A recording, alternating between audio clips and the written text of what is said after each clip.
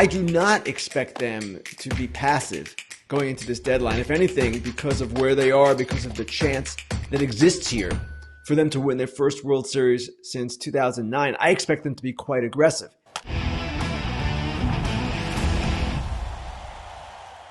Ken Rosenthal, as usual, joining the program. We appreciate Kenny all the time, and you can catch Ken on Fair Territory on Mondays and Thursdays as well. Ken, thanks for being here. We appreciate you. Just your really quick before we get to some of the things that you talked about in your most recent column. Are the Yankees? Is there anybody else that can compete with them in the American League? To AJ's point, if they stay healthy, the Orioles absolutely can. The Orioles are the top scoring team in the major leagues right now. They've got Corbin Burns having a Cy Young type season, Grayson Rodriguez, Kyle Bradish. Granted, their rest of the rotation might not be as good. Dean Kramer's not healthy right now. They've lost Means, they've lost Wells, but they're well positioned to mount a serious fight. I'm with Eric on the Mariners. They need to hit a little bit more before I'm convinced. And now with Brian Wu going for an MRI, that's concerning, obviously. But they're quite good as well. Those two teams, I guess, would be the ones I'd watch out for. But don't forget the Rangers. They're going to get pitching coming back, starting with Max and then Tyler Mahle and DeGrom. They're going to hit better. It's just been a weird offensive start for them. They haven't gotten untracked. So I expect them to be right there in this mix as well. And who knows? The Guardians, we cannot discount them. They need more starting pitching. There's no question about that. I don't know how they're going to get through the season. They're kind of like the Brewers in that regard. But what they've done offensively in transforming their entire way they go about it, it's really impressive. And I know the AL Central always gets knocked out early. But you know what? One of these years, one of these teams is going to rise up. And the Guardians are formidable right now. There's no question about that. Yes, they are. Yes, they are. And they need... Yeah, those teams need some absolute additions. But if the Yankees continue what they're doing in the history of what you've seen, I said it earlier, they don't make big moves. Everybody expects them to make big moves. Is there a chance that they upgrade in their bullpen where they're not striking anybody out? Or is it just another Cashman like, we piece little pieces together to ride the team that we already created in the offseason with the addition of Soto and Stroman and those things? Eric, I guess I see what you're saying as far as monster moves. I don't know that they've made those over the years. For instance, Scherzer and Turner to the Dodgers, Manny Machado to the Dodgers. The Dodgers have done that more often. Yu Darvish was another example. The Yankees don't stand pat ever. They've done some things in recent years. Frankie Montas was one of them, didn't work out. Jordan Montgomery for Harrison Bader was another. That was okay. Joey Gallo was, at the time, a big move. Didn't work out. So I do not expect them to be passive going into this deadline. If anything, because of where they are, because of the chance that exists here for them to win their first World Series since 2009, I expect them to be quite aggressive. One thing that they're going to have to resolve here and figure out what they want to do with is first base and third base. Is Anthony Rizzo declining, or is he simply going through a little bit of a bad run here? Actually, it's a lot of a bad run. It's the whole season. Do you move DJ LeMahieu to third, move DJ to first, play Cabrera at third? Do you go out and get a first baseman? That's one thing. And I also expect them to seek more swing and miss in their bullpen. Their bullpen has performed really well, but from a standpoint of strikeout rate, they're not quite where a team would want to be at this day and age. So I do expect them to be aggressive. How aggressive, we'll see. Staying in the AL East, Ken, it's official now that Cavan Biggio is going from the Toronto Blue Jays now to the Los Angeles Dodgers. Is this a situation where the Blue Jays are just kind of sacrificing defense for offense? What do you make of the move, and where does he fit in Los Angeles? Because we were discussing earlier before you jumped on that Cavan Biggio is almost the same player as Gavin Lux, at least right now when it comes down to their numbers. Certainly for the Dodgers, Alana, you know this, he fits as a left-handed hitter. And with Muncy out, they've lacked that a little bit. He's versatile. He can play a number of positions, second base, right field, third base. He's played some left field as well. This guy can move around the field. I think he's even played first. So they're not going to need him there, obviously. But they can bounce him around and it gives them more of a left-handed presence. I don't know that he threatens Lux necessarily, but if he gets hot, certainly they're going to give that a look. The Blue Jays, what they're doing, and I wrote about this today, as you mentioned, it's really interesting. It's not just this move. Actually, this move was kind of secondary to some of the other things that they've done, sacrificing defense for offense. You go back to the 22-23 offseason. What did they do? They let Teoscar Hernandez go. They traded Gurriel and Moreno because they were trying to become a more balanced lineup, more left-handed, and also trying to become a better defensive club. Well, they've scrambled all season to score runs. They've got the sixth worst scoring team in the major leagues right now. And this is why they've done some odd things in recent weeks. They played Vladimir Guerrero at third to get Turner into the lineup at first, Vogelbach at DH. One of the things that a lot of people are asking with regard to the Blue Jays is why keep Daniel Vogelbach, who has not done anything as a pure DH, when you've got a guy like Cavan Biggio who you can bounce all over the field as a homegrown player? That's a good question. And now they've got Spencer Horwitz up playing second. They just basically converted him to a second baseman in AAA in the last month. They've got Davis Schneider in left field. These are guys that could help them offensively, should, but those are not their best positions. So the Jays are scrambling here, and they're trying to figure out a way to get more runs. But the biggest problem, Alana, and we know this, Bichette, Springer, guys like that, Justin Turner has had an awful time since May 1st. Those are the guys that need to produce. So these questions that we're asking and things we're talking about are not as prominent. Ken, is this the end of the baby Blue Jays? Is this it? I mean, and why would the Blue Jays sacrifice defense for offense? With their pitching staff, man, they need to catch everything possible, and they need to find a way to score runs. But this has got to be the end, right, of the baby Jays? Biggio was number 3 in that group, right? It was Bichette, Guerrero, Biggio. So I don't know that this is the end. It may mark the start of the end, right, AJ? And certainly the whole Bichette Guerrero question lingers over this franchise. Each has an additional year of control after this one. So they're free agents after the 25 season. The Jays have not signed either long term. I'm not sure they want to sign either long term.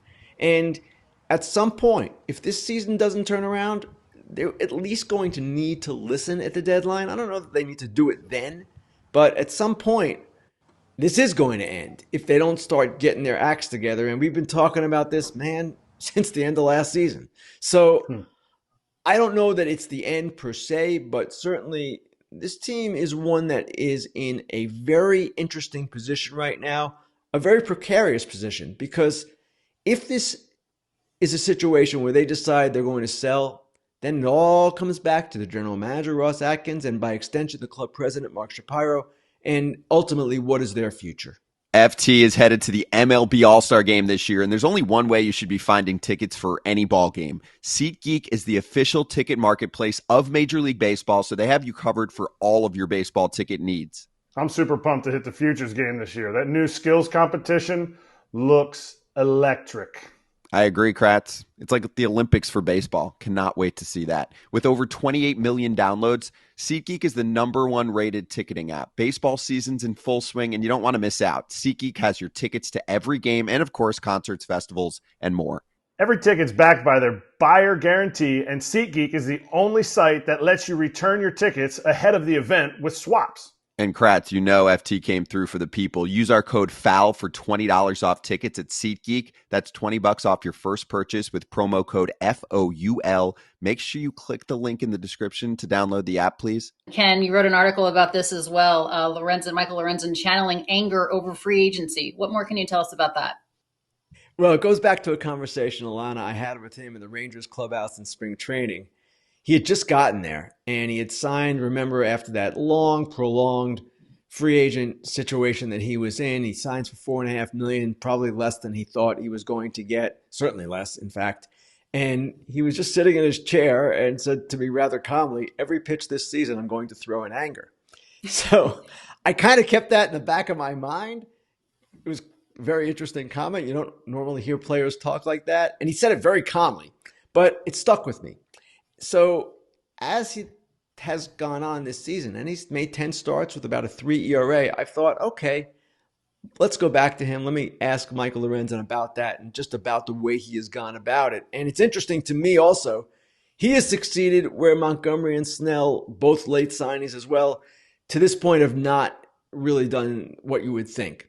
So Lorenzen is an interesting guy, and he works extremely hard. He talked to me about building mounds in his backyard. He wants to build a pitching lab in his backyard. He is hell-bent on being the best possible pitcher he can be. And yes, he has channeled his anger in a positive fashion. He's actually a devout Christian. He's very serious about his faith, and he talked about that too. So it's not as if this is some rampaging lunatic out there. It is just someone who is upset by what happened in free agency. All right, let's go to Derek Jeter. Anthony Volpe and his stellar defense.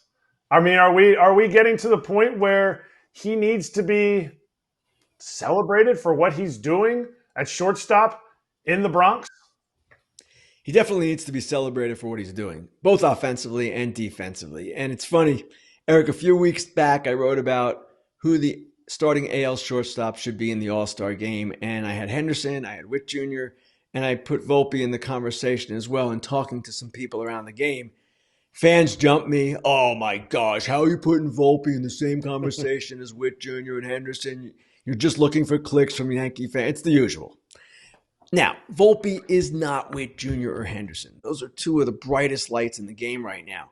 He is, though, a really good player. And in talking with Aaron Boone before our broadcast on Saturday, the Yankee-Dodger game, we had our meeting with him, and he made a point of saying that Volpe's defense, which was Gold Glove last year as a rookie, has gone to another level. And here's a guy that doesn't have knockout tools, I would say, but his instincts for the game are amazing. He's a really smart player. He's always working, and yes, he deserves to be celebrated, no question.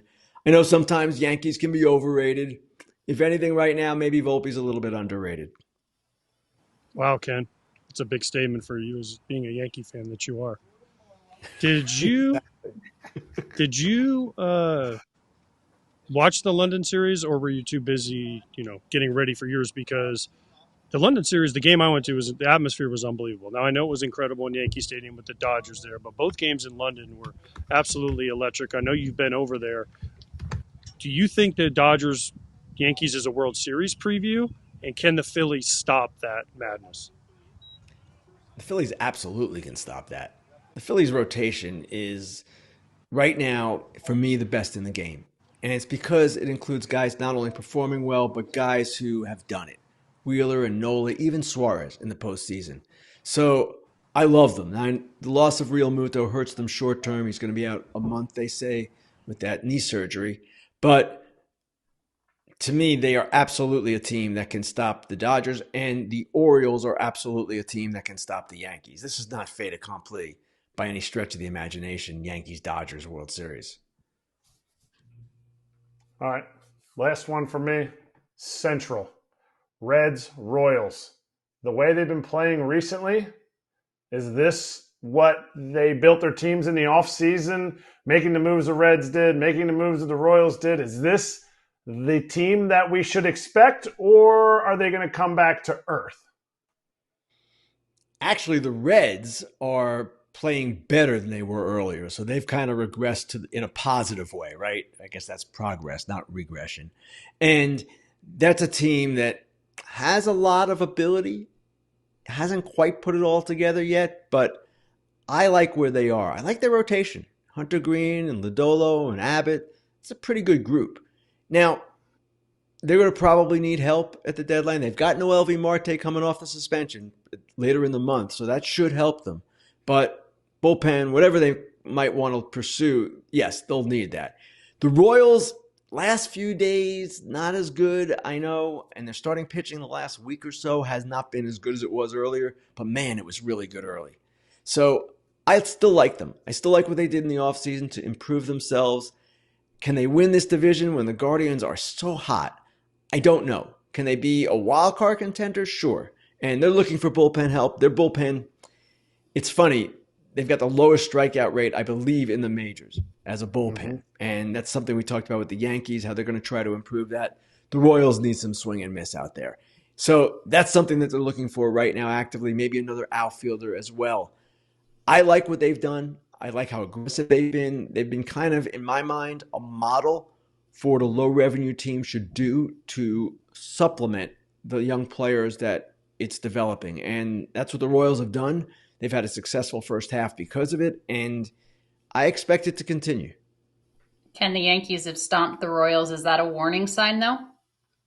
Yeah, it's certainly something that you look at and say, that's kind of interesting. And the Royals are not a perfect team, and the Yankees right now are fairly hot. That first game, they didn't even play some of their better players, right? Judge was out, and they bunted. They did some other things. It was kind of eye-opening to see how they dominated that game.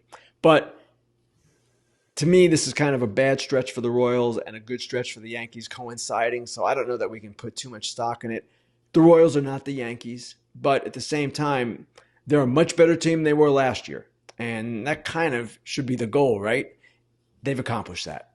All you can do is ask for progress year in and year out. Ken Rosenthal, the busiest man in the game. What's coming up on Fair Territory tomorrow? You and I, tomorrow afternoon at 3 p.m. We're going to see you then. Thanks for being here on Foul, Ken. We appreciate you. Thanks, guys. Hey, everybody. Be sure to like and subscribe for more content. We're back here every weekday, all year long, so do not miss an episode. The videos are coming in all day. Here's another video you might enjoy. Baseball the way it should be covered.